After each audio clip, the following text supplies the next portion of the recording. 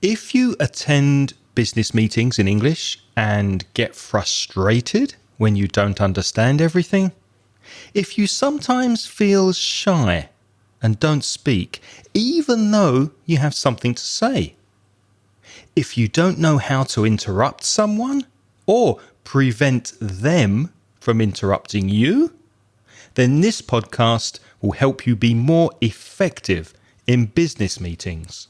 Welcome to Aprender Inglés with Reza and Craig.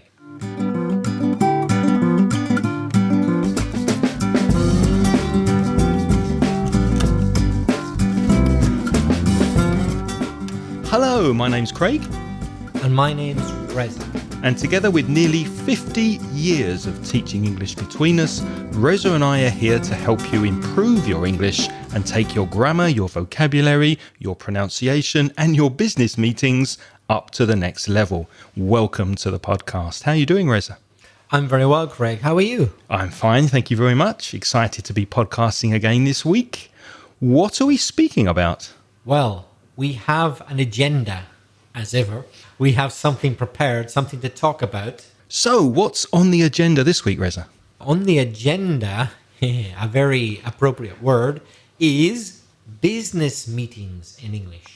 Because we know a lot of you do have to conduct business in English, and we want to help you refine the typical useful expressions that you might use in business. Business meetings should have an agenda. Now, I have been in business meetings that do not have a very clear agenda, and it's a nightmare. It's a really good idea to have an agenda to say exactly what you're going to speak about during the meeting. And if English isn't your first language, it really helps you to look at the agenda before the meeting. This helps you to prepare for the meeting, because if you look at the agenda in advance, you can think about what you want to say, you can make some notes on how to say it, and you can prepare questions. You can think of any questions people might ask you during the meeting, and you can prepare your answers in advance. There's a famous quote. You know who said this, Reza? By failing to prepare, you are preparing to fail. Any idea who said that? I like that quote. It sounds good, but I'm not sure who said it. Benjamin Franklin. And we've mentioned preparation before when we spoke about giving presentations in English, going to a job interview in English, how important it is to prepare. Also, it's really important to prepare before a business meeting. Now, when you have a business meeting, it's really good to clarify if you don't understand anything. Reza, can you think of some expressions that listeners can use if they maybe don't understand during the meeting and they want clarification? Yes, imagine you don't understand and it's important to understand. You might say, so, if I understand correctly, you are saying, and then you say what you think the other person is trying to express. Or you could say, would you mind clarifying that? So with would you mind, followed by a verb, the verb is a gerund. Would you mind clarifying that? Would you mind explaining that again? Would you mind summarizing that? So after would you mind, use a gerund. Also the verb mean. For example, did you mean, or simply, did you say? So mean can have the idea of what something signifies. The meaning is what it signifies. So did you mean? And then you check the meaning. And clarifying is really paraphrasing or summarizing what someone has just said to be sure that you understand. So you could also say, are you saying that? And then you repeat in your words what you think you've understood. And I use that a lot in Spanish. If I'm not sure when someone's speaking to me in Spanish, I say something like, entonces quieres decir que? So are you saying that? And then you paraphrase what you think the person has said. Another thing you could say is, I'm not sure I understood your point about. A point is a specific detail, a specific piece of information. So, But something specific I can say. I'm not sure I understood your point about... All of these expressions you can find in the show notes to this episode. We're on episode 277, so go to inglespodcast.com/277 and you can see all of these expressions in the show notes. The next one is, sorry, could you repeat that? Or, sorry, could you say that again, please? Remember, British people usually apologize before they ask for repetition. So you could say, sorry, could you repeat that, please? Or, I'm afraid I didn't understand. Could you repeat that? I'm afraid I didn't get that. Can you say it again? Or imagine a situation where the speaker has been talking a lot and maybe you don't want them to repeat all of the words, but just the most important bits. Then you could say, can you summarize the main points for me, please? So to summarize is just to reduce the information to the most important vital parts. Can you summarize the main points for me, please? There's a phrasal verb which is go over, to go over something, and it means to repeat. So you could say, could you go over that again, please? Which means, could you say that again? Could you go over that again, please? A nice, polite way of excusing your lack of understanding, a very British thing to say, could be this. I'm afraid I couldn't quite follow everything you said. The word quite there is optional. That means that I followed some of it, but maybe not 100%. So the word quite means not entirely. I'll repeat that. I'm afraid I couldn't quite follow everything you said.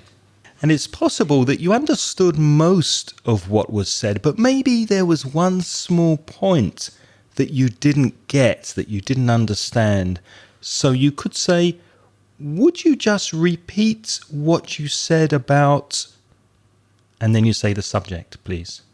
So, could you just repeat what you said about, please? Or, could you just repeat the bit about, please? So you're just asking for repetition on one particular point.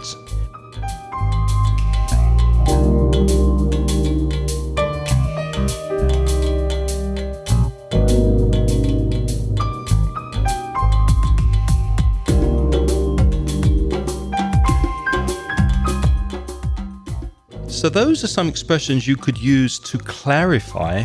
For clarification, let's look at some expressions you could use in a business meeting for interruptions. You want to interrupt somebody. Now, a good way to do this is to keep eye contact with the person who's speaking. So make sure you're looking at the person in the eyes. Wait until there's a natural pause in their speech, and then say something like, excuse me for a second. Or, can I say something here? Or, I'd like to make a point. Or, can I come in here? That doesn't mean come into the room or come in through the door. That means, can I come into the conversation? Can I come in here for a second? The next one is one I really like. It's very, very British. Could I interrupt you for a moment? It's quite funny because if you think about it, you've already interrupted by saying it. So you're going to say, could I interrupt you for a minute? What if they say, no, you can't? Well, you've already done it. So really, it's just a formality. You have interrupted. You have. But a polite way of saying this is, could I interrupt you for a moment? So you said before minute, you could use minute. Could I interrupt you for a minute?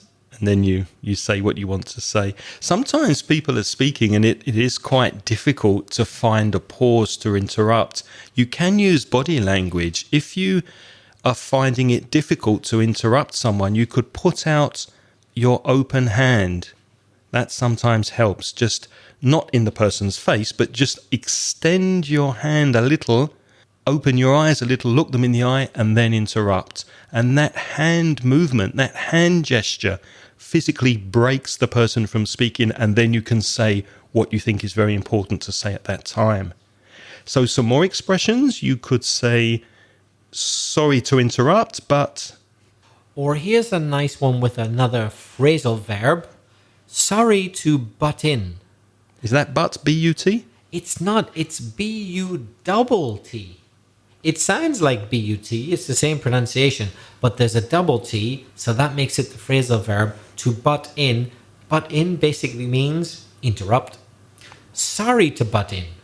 I just wanted to, and then you could say something like that. I just wanted to say that, or I just wanted to make a point about, or I just wanted to bring up the topic of, or I just wanted to quickly say something. There are many ways you could carry on.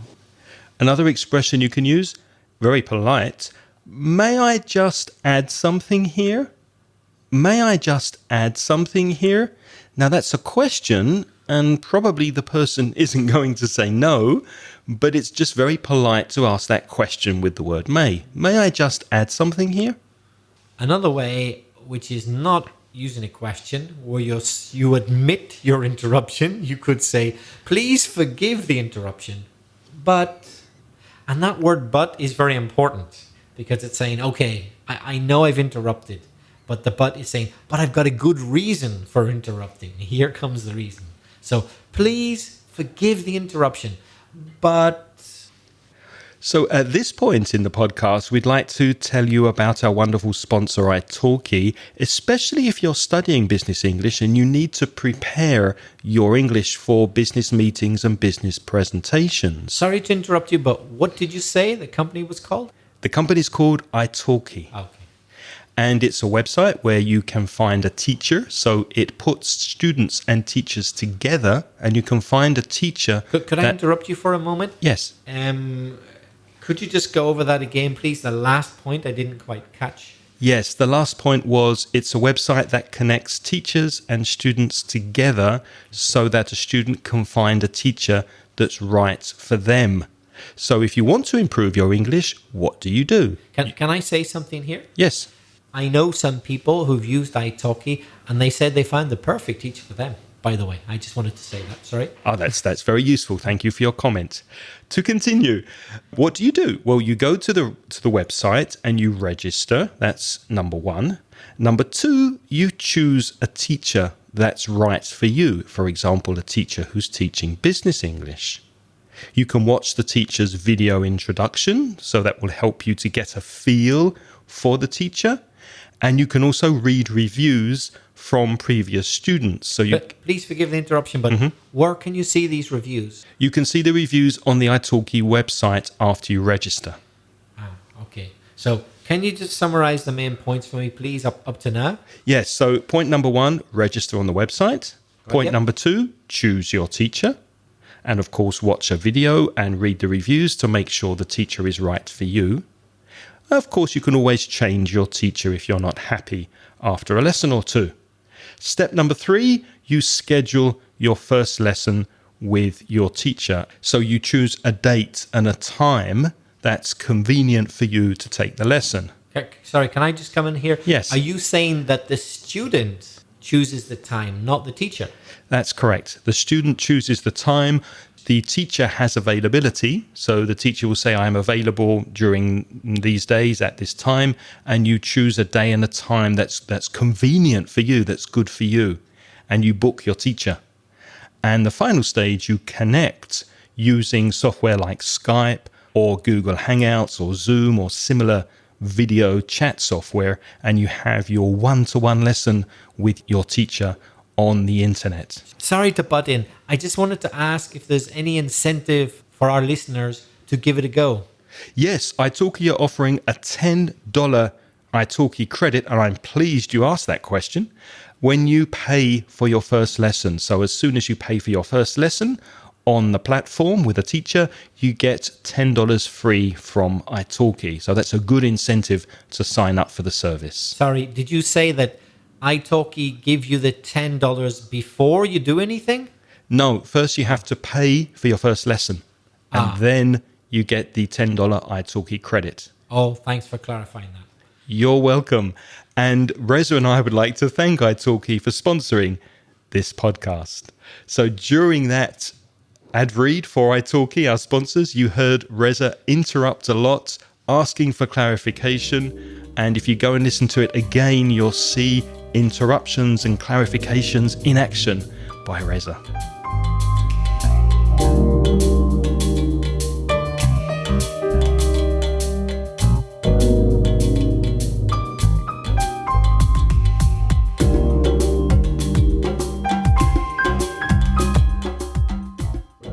I was admittedly quite annoyed during that spot that we You're did. never annoying. Oh, what heaven forbid. You're never annoying. You may want to stop someone like me interrupting you all the time. Sometimes it's important that you finish your point. Can I interrupt you here for a second? No problem. How can you stop somebody from interrupting you? Well, I'm glad you asked. Are there any techniques or methods that we can use to stop interruptions? I'm glad you mentioned that. Well, one physical thing you can do is pretty much exactly the same, or more or less the same gesture that you mentioned with the hand. So just as Craig said, you can kind of, in a non-aggressive way, slowly open the palm of your hand and kind of put it forward to interrupt. With the palm down, facing down. Palm down, not up, because that would look crazy, like you're asking for something. Asking for money. No, you put your hand with the palm facing down, la palma hacia abajo, the palm facing down, and that stops someone, yeah. So yeah, that can be to interrupt. So you can be the interrupter, or it can be to stop someone interrupting you. So if you see that somebody's going to interrupt you, you do it first before they get the chance to interrupt you. That's a good tip. And there are also some expressions you could use to stop someone for interrupting you. For example, you could say, if you could just let me finish, or actually, if you could just let me finish, and then you continue. Or something similar, just let me finish if you wouldn't mind. The expression, if you wouldn't mind, of course, is a courtesy, because you're not expecting the other person to say, well, I do mind, actually. So it's just a very polite way of saying, look, I'm going to finish here. Just let me finish if you wouldn't mind. You could also say, if I could just finish my point, and then you continue with your point. That's like a half conditional sentence. That's kind of saying, if I could just finish my point, I would be very happy. It's kind of like a conditional sentence with no second part. If I could just finish my point, and then you continue speaking. Make the intonation go up. It sounds more polite. If I could just finish my point. I wonder, listeners, have you noticed that we've used the word just quite a lot already? And we've got more expressions with just. It's a very useful word because in this context, just can mean only or not much, or it's not very important, or let's not get worried, let's not get stressed. The word just has all of those kind of meanings, like it's a little thing, no big deal, this will be over quick, let's not worry, it's no problem. So here's another one. Just a minute. Just a minute. It's not going to be a long time, just a minute, or even more extreme, just a second, people say. So you try to interrupt me and I say, just a second, I'm nearly finished. Or just one more thing, or just one last thing. Or a really nice way is to thank someone for not having interrupted you up to now, and then just make them wait a little bit longer. So you say, thanks for your patience, just to end. As I mentioned before, you can find all of these expressions in the show notes at inglespodcast.com/277. Now, of course, you can stop someone for interrupting, but maybe it's better to try to prevent them interrupting you from the beginning. So there are ways and expressions you can use to tell people that you intend to say more than one thing. And here are some expressions you can use. I'd like to make 3 points here.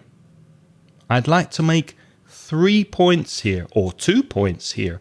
And then you signpost your points, which means you use words like, firstly, I'd like to say, secondly, I want to add, and finally. So firstly, secondly, finally.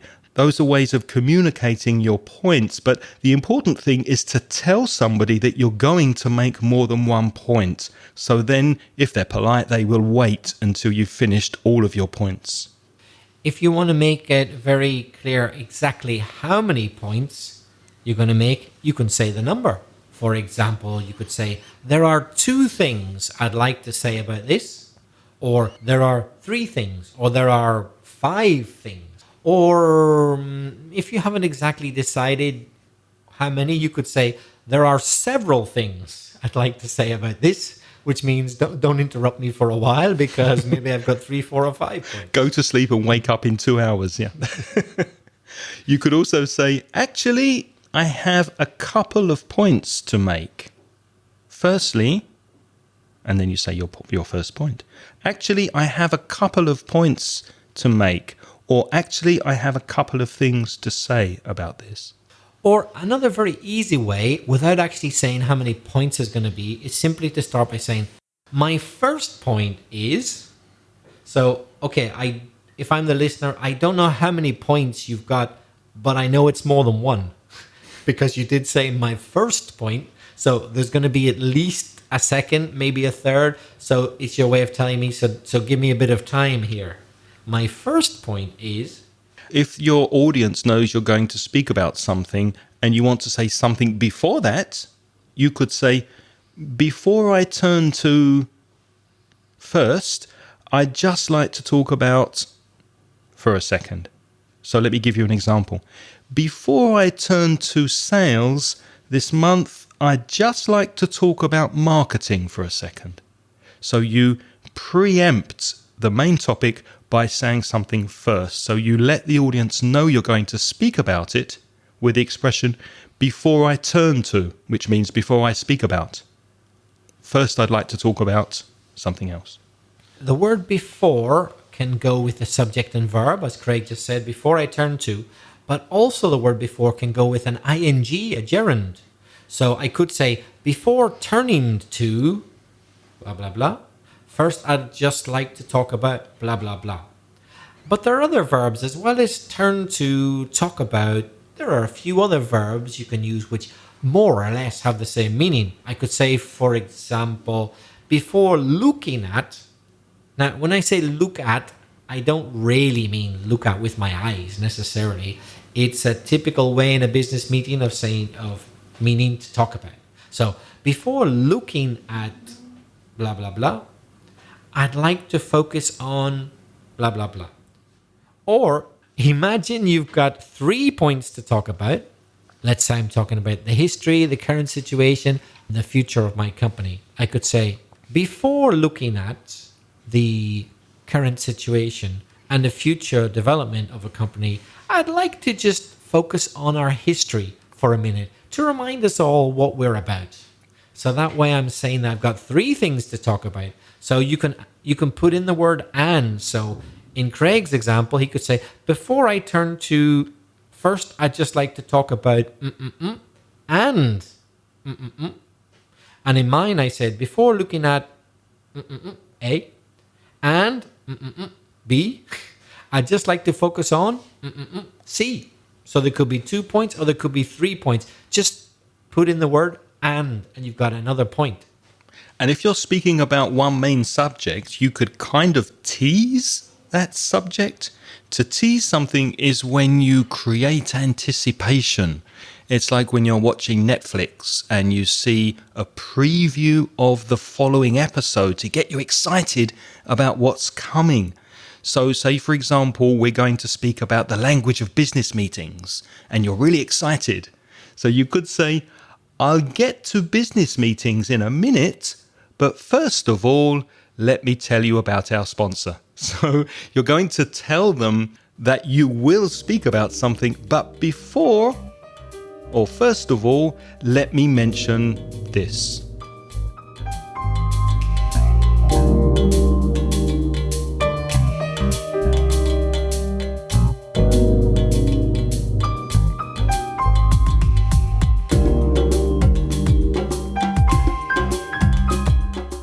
So we hope these expressions will be useful for you if you are going to business meetings in English and you need to speak in business English and you need to use business English in meetings. What we suggest is go to the website, look at these expressions, practice the pronunciation following how we say them, and then just write down a selection of expressions that you like and that you think you can use in your next business meeting. Write them down, take them with you, and try them next time you have a business meeting. Practice them in your meeting. We also have one or two other suggestions for you. During a business meeting, we think it's really important to take notes. Write things down. This helps you to focus on important points during the meeting. What happens sometimes in meetings is people make jokes. They might speak really quickly. They might speak about different things. They might go off track, which means desviar. They might go away from the main subject. If you write down the key points, the important points during the meeting, and ignore the other things, then that will help you when you review your notes after the meeting. So you'll have the important information. Could I interrupt you for a moment, Craig? Yes, of course. Right. Are you saying that people should write long, detailed sentences before the meeting? Absolutely not. Don't write full sentences. You'll get stressed. That's a little bit too difficult. Just write main ideas, key words, important words, and facts, so that after the meeting you can look at your words, your notes, and you're very focused on what has been said and what's important to you. Yes, you've got to keep to the key words, the key content. If you write long sentences, you'll make mistakes because you'll feel under pressure to get every single word just exactly as you've written it. And that's never going to happen because people are going to interrupt you and then you won't be able to say the sentences that you wanted to say. That's why you should only make notes. Don't write full sentences. Can I say something here? Of course. Make sure that you practice before the meeting at home. So practice makes perfect. Prepare what you want to say, prepare the expressions you're going to use, and make some notes at home before you go to the meeting. Reza, can you think of other ways people can prepare before the meeting?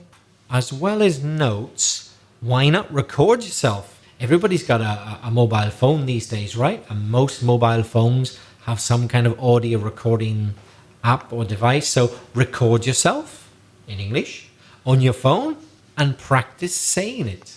Try to improve. Listen to yourself and notice your own mistakes, your own bad pronunciation, or whenever you talk too quickly, too slowly, anything that could be improved. And when you're speaking in a meeting, if you want to emphasize things, remember to use intonation, pauses, and stress to highlight important ideas and important key words.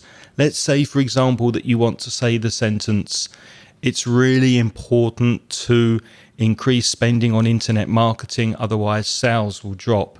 You could say that more effectively with intonation, pauses, and stress. You could say, it's really important to invest in internet marketing. If we don't, then sales could drop in the next year. Emphasize important words, use intonation, and pause for effect. Don't be frightened to use a friend or a family member to practice. Get someone to listen to you. And if you don't, use a mirror. Look at yourself. Use a mirror. It's important that you look like you know what you're saying, as well as sounding like you know what you're saying. So look at yourself in the mirror or get someone to look at you, a friend, a family member, whatever, and make sure you look the part. And as we said before, write down and learn key phrases that you can use to introduce your main points. So make a selection of the expressions we suggest, your favorite ones, write them down, practice them, learn them before you go into the meeting. As Craig said earlier, but we can't stress it enough, try to anticipate answers to possible questions people could ask you. So, for example, you may not have enough time to really go into detail about something, but you expect that someone is going to ask you about it. Have something concise, something which is detailed but short that you can give as a good answer if someone asks you that question, so that you can answer their information without taking up too much time. We'd also suggest don't sweat the grammar. What does that mean? Don't sweat the grammar. Sweat is sudar, but it really means don't worry. Don't worry about the grammar. Now, grammar is important. It's important to have accurate grammar. But my personal opinion, I don't know if Reza agrees with me, in a meeting situation, it's much more important to concentrate on fluency and communicating your ideas. So focus on fluency and content, what you're saying, over accuracy. Don't worry about having perfect grammar. Don't worry about getting all your tenses and your prepositions right. Just worry about communicating your ideas and making everything clear. Would you agree with that? Yes, I couldn't agree more. In fact, even native speakers don't really care that much about other native speakers' grammar. Grammar is not expected to be perfect when we're speaking because sometimes we make things up as we go along. And you may be in the middle of one type of grammatical structure, but your brain decides to change and do another. People do that in their own language. We expect that. So it's not at all surprising to hear someone use incorrect grammar while speaking. Also be aware of your body language. To be aware of is ser consciente. Be aware, focus on your body language and your eye contact. Make sure you smile when you meet people, you shake their hand, give them a nice smile, and nod if you understand during a meeting. To nod means move your head up and down as though you're agreeing, so you're nodding. That means you're understanding, you're following the conversation. And if you don't understand and you look at the chairperson, you could frown. F-R-O-W-N. What does that mean, to frown? To frown is when you kind of tighten your forehead, la frente. I think in Spanish it's fruncir, isn't it? I think so, yeah. Fruncir. Whenever you tighten, you squeeze together the front part of your forehead so it looks smaller, so your eyes become narrower, and you can see the lines, the wrinkles, las arrugas on your head. It's kind of like... You look confused. You look perplexed and confused. Like, what's he talking about? What do you mean? So you can make that signal with your body language, with your face. And if the chairperson, the chairman or chairwoman is paying attention, they will notice that. And hopefully they will help you and clarify what's not clear. So use body language in a meeting to communicate what you're feeling. Okay, well, we think we've given you some good pointers, some good tips to get started. So now it's your turn, as ever, to practice. Can I come in here for a second? Please do. Reza, how could people practice their English if they want to maybe record their voice? I'm glad you asked me that, Craig. Sorry to interrupt, but yeah. No problem at all. What you can do is send us a recorded voice message. Just go to speakpipe.com/Inglés podcast and you can record your voice and send it to us. That's our preferred method of receiving messages from you. We like hearing your voice messages. Are you saying that people can actually send us their voice messages? That's exactly what I'm saying. But they don't have to. There is another way, Craig, isn't there? If you don't want to record your voice. Yes, we welcome your emails. Send them to me, Craig, C-R-A-I-G, @inglespodcast.com. Or if you want to get in touch with Reza, his address is belfastreza@gmail.com. And you're welcome to visit our online store at Mansion Inglés. That's store, store.mansioningles.net, and there you will find some downloadable courses that you could use to improve your English during the summer. As usual, we'd like to express our thanks to all our patrons. Who are they? Well, let me tell you. They are the very kind people who have joined the Patreon program for as little as $1 per month, and they donate that money to us. And there's no obligation. You can do it anytime you like. You can stop doing it anytime you like. But if you do donate money, you get instant access to recent transcriptions, the audio, transcribed as ever by Angelica. Thanks, Angelica. Thank you, Angelica. If you're interested in subscribing to the Patreon scheme, just go to Patreon. I'll spell it Patreon, patreon.com/Inglés podcast. And we'd both like to thank all of our wonderful Patreons for your continued support. We've had a request to speak about some idioms again. We haven't spoken about idioms for a while, so next week we'll be speaking about some Spanish idioms that don't translate literally to English. So please join us for that next week. Until then, it's goodbye from me. And it's goodbye from me. The music in this podcast is by Pitts. The track is called See You Later.